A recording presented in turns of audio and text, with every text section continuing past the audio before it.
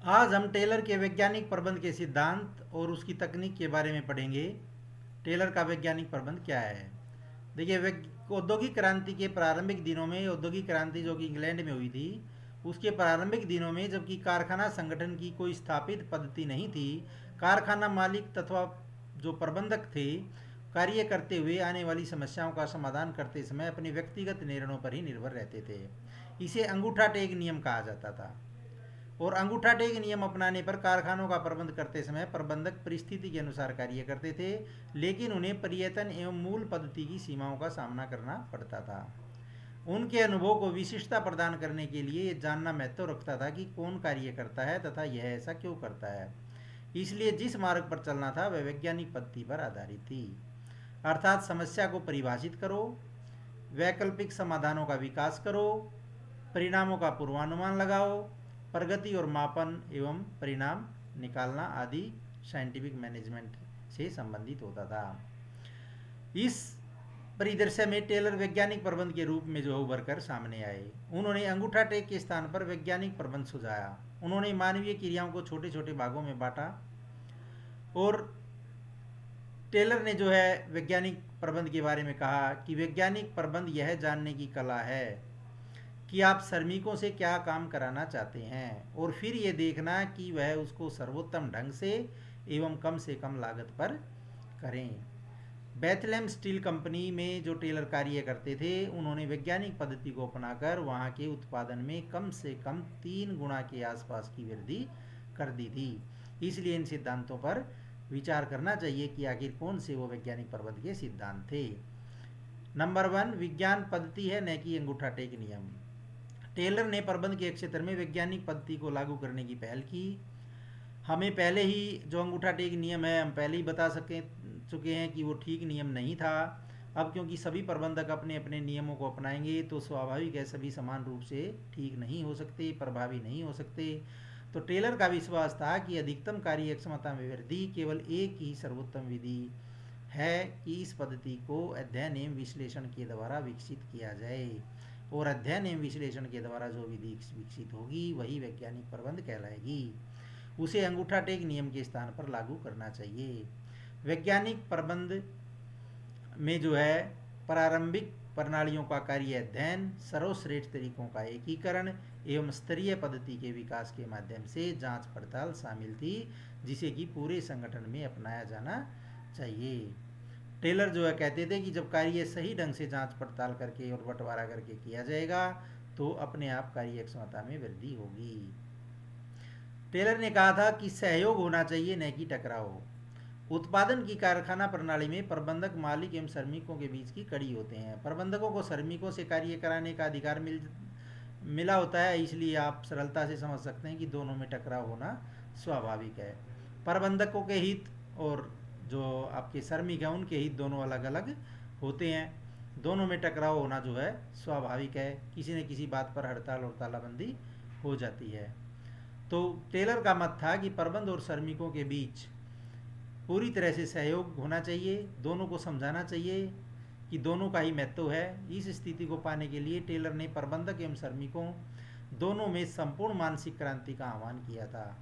मानसिक क्रांति का क्या मतलब था कि प्रबंधक एवं श्रमिक दोनों की सोच में बदलाव आना चाहिए।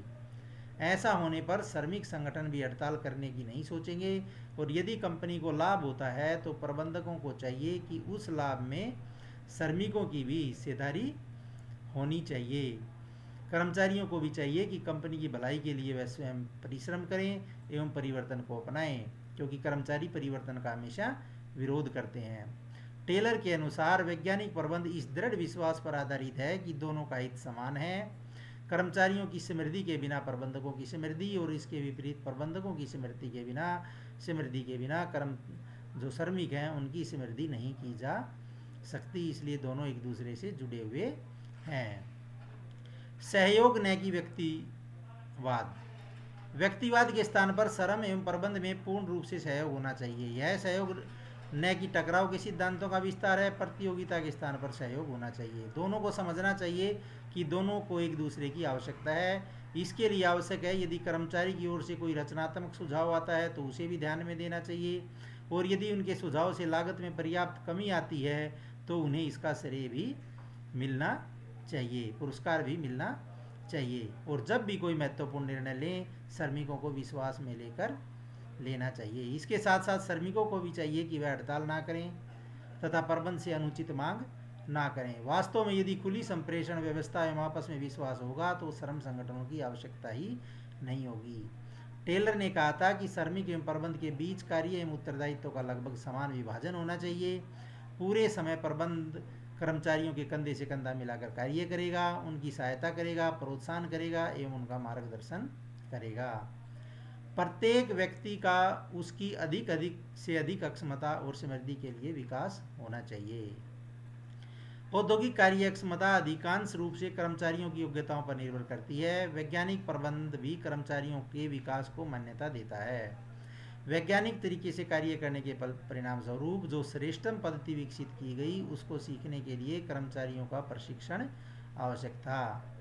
टेलर का ये मानना था कि कार्य कुशलता की नींव कर्मचारी चयन प्रक्रिया में ही पड़ जाती है। प्रत्येक व्यक्ति का चयन वैज्ञानिक रीति से होना चाहिए। जो कार्य उसे सौंपा जाना चाहिए उसमें वो उचित प्रकार से शारीरिक, मानसिक और बौद्धिक तीनों योग्यताओं के अनुरूप होना चाहिए। उसकी कार्य क्षमता में वृद्धि के लिए उसको प्रशिक्षण दिया जाना चाहिए। कार्य कुशल कर्मचारी दोनों की अधिकतम कार्य कुशलता एवं समृद्धि को सुनिश्चित करेंगे। अब आइए वैज्ञानिक प्रबंध की क्या तकनीक है। इसके द्वारा जो निर्धारित तकनीकों पर चर्चा करें, यह उसके लिए अपने कैरियर जीवन व्यक्ति के दौरान किए गए शोध कार्यों पर आधारित थी। टेलर ने कार्यात्मक फोरमैनशिप, फंक्शनल फोरमैनशिप की धारणा को दिया था। कारखाना प्रणाली में फोरमैन वह प्रबंधक होता है जिसके सीधे संपर्क में श्रमिक प्रतिदिन आते रहते हैं। इस पुस्तक में प्रथम अध्याय में जो हमने पढ़ा था कि फोरमैन निम्न स्तर पर कर प्रबंधक और उच्चतम श्रेणी का श्रमिक होता है। वह केंद्र बिंदु होता है जिसके चारों ओर पूरी उत्पादन, नियोजन, क्रियान्वयन, नियंत्रण घूमता है।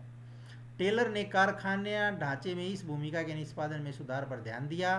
वास्तव में एक अच्छे फोरमैन पर्यवेक्षक की योग्यताओं की सूची तैयार की, लेकिन उसने पाया कि जो कोई भी व्यक्ति इसको पूरा नहीं कर सका, इसलिए उसने 8 व्यक्तियों के माध्यम से क्रियात्मक फोरमैनशिप का सुझाव दिया कि 4 प्रकार के फोरमैन होंगे कंपनी के अंदर जो कि श्रमिकों से डील करेंगे। जैसे जो 2 प्रकार के प्रबंधक होंगे, कारखाना प्रबंधक के नीचे नियोजन अधिकारी और नियोजन अधिकारी की और एक तरफ उत्पादन अधिकारी। नियोजन अधिकारी के नीचे फिर 4 जो निर्देशन कार्ड क्लर्क, कार्यक्रम क्लर्क, समय में लागत क्लर्क और अनुशासक। और उत्पादन अधिकारी के नीचे गति नायक, टोली नायक, मरम्मत नायक और निरीक्षक। ये ऐसे जो है, और फिर इनके नीचे श्रमिक जो है वो कार्य करेंगे। तो टेलर ने इस तरह की फंक्शनल फोरमैनशिप का सुझाव दिया था। उन्होंने जो है इस अवधारणा को कारखाने के निम्न स्तर तक बढ़ा दिया कि क्रियात्मक फोरमैनशिप जिसे हम कहते हैं। कारखाना प्रबंधक के अधीन योजना अधिकारी एवं उत्पादन अधिकारी 2 थे। नियोजन अधिकारी के अधीन 4 कर्मचारी कार्य कर रहे थे जिनके नाम है निर्देशक कार्ड क्लर्क, कार्यक्रम क्लर्क, समय में लागत क्लर्क, कार्यशाला और अनुशासक। ये 4 कर्मचारियों के लिए निर्देश तैयार करेंगे, उत्पादन का कार्यक्रम तैयार करेंगे, समय व लागत सूची तैयार करेंगे एवं अनुशासन सुनिश्चित करेंगे। ऐसे ही फिर उत्पादन अधिकारी के अंतर्गत जो कर्मचारी कार्य करेंगे वे गति नायक, टोली नायक, मरम्मत नायक और निरीक्षक का कार्य करेंगे। इनका काम होगा गति नायक का जैसे ये कार्य समय को ठीक से तैयार करने, श्रमिकों द्वारा मशीन उपकरण को कार्य के योग्य रखने एवं कार्य की गुणवत्ता की जांच करने के लिए उत्तरदायी होते हैं। क्रियात्मक फोरमैनशिप श्रम विभाजन एवं विशिष्टीकरण के सिद्धांत पर आधारित थी कि इसमें श्रम विभाजन और जो कार्य जो व्यक्ति करने के लिए योग्य हो उसको वही कार्य दिया जाए। प्रत्येक श्रमिक को उत्पादन कार्य अथवा संबंधित प्रक्रिया के इन 8 फोरमैनों के आदेश लेने होंगे। फोरमैन में बुद्धि, शिक्षा, चातुर्य, निर्णय, विशिष्ट ज्ञान, शारीरिक दक्षता एवं ऊर्जा, ईमानदारी तथा अच्छा स्वास्थ्य जो है ये सारी चीज़ें उसमें शामिल होंगी, क्योंकि यह सभी गुण किसी एक व्यक्ति में नहीं मिल पाते। इसलिए टेलर ने इन 8 विशेषज्ञों की टीम बनाई थी जो कि आप इस चार्ट के द्वारा समझ सकते हैं। ये 8 विशेषज्ञ जो होंगे। निर्देश कार्ड क्लर्क ये निर्देश जारी करेगा, ये पूरा कार्यक्रम बनाएगा, समय में लागत ये समय देखेगा, कि कितना समय लिया जा रहा है, लागत कितनी लग रही है, ये अनुशासन के बारे में देखेगा। ये कार्य में की स्पीड के बारे में देखेगा। ये पूरी टोली का एक लीडर होगा, टीम लीडर जिसको बोलते हैं। ये मशीन का काम, मशीनों की मरम्मत और देखरेख होगा, और ये पूरे कार्य को निरीक्षण करेगा, और इनके नीचे फिर श्रमिक कार्य करेंगे। तो कारखाना प्रबंधक जो है उसकी फंक्शनल फोरमैनशिप को के नीचे 2 अधिकारी होंगे, नियोजन अधिकारी और उत्पादन अधिकारी। नियोजन अधिकारी के नीचे फिर 4 फोरमैन, और उत्पादन अधिकारी के नीचे फिर 4 फोरमैन, और वे उनके नीचे फिर श्रमिक, यानी श्रमिक को अपने 8 अधिकारियों से आदेश की प्राप्ति होगी। तो इस तरह का सुझाव टेलर ने दिया था।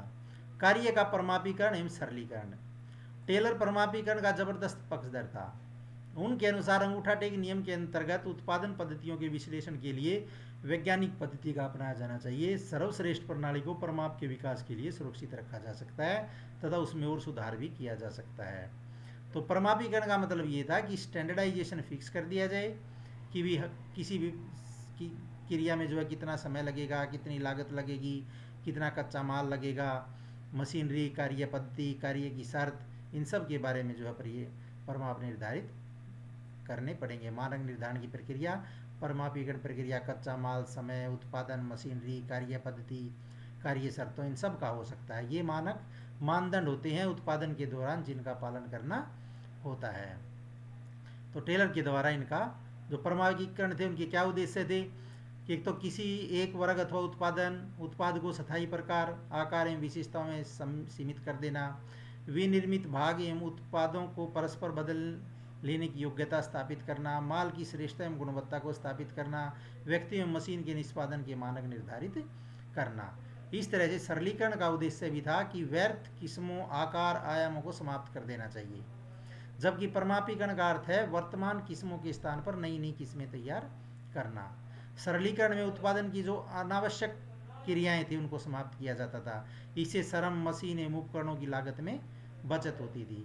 इसमें माल रहित या कम रखना, उपकरणों का संपूर्ण उपयोग एवं आवर्त में वृद्धि शामिल होती थी। कार्य पद्धति का अध्ययन। कार्य पद्धति अध्ययन का उद्देश्य था कि कार्य को करने की सर्वश्रेष्ठ पद्धति को ढूंढना। किसी कार्य को करने की कई तरीके होते हैं।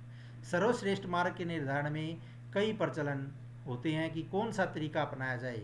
जैसे कच्चे माल को, तैयार माल को ग्राहक तक पहुंचाने तक प्रत्येक क्रिया कार्य पद्धति अध्ययन के अंतर्गत आती है। टेलर ने कार्य पद्धति अध्ययन के माध्यम से कई क्रियाओं को एक साथ जोड़ने की अवधारणा का निर्माण किया था।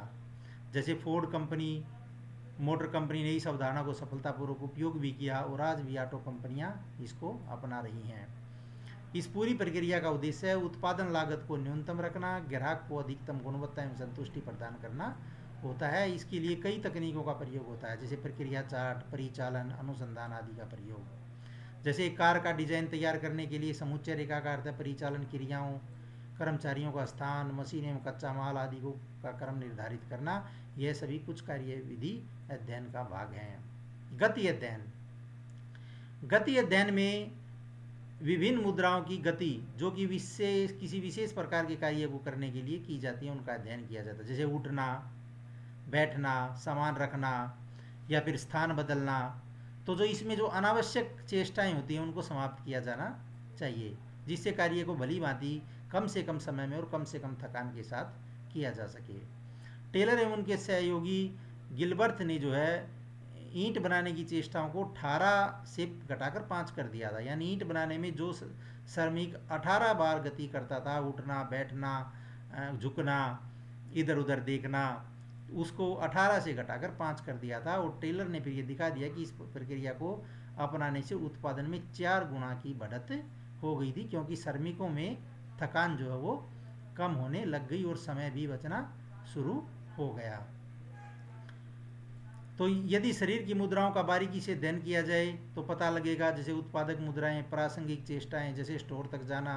तो विभिन्न मुद्राओं को पहचानने के लिए टेलर ने स्टॉप वॉच, विभिन्न चिन्हों एवं अंगों का प्रयोग, गति अध्ययन की सहायता से टेलर ऐसे उपकरण डिजाइन करने में सफल रहा जो श्रमिकों को उनके प्रयोग के संबंध में शिक्षित करने में उपयुक्त थे।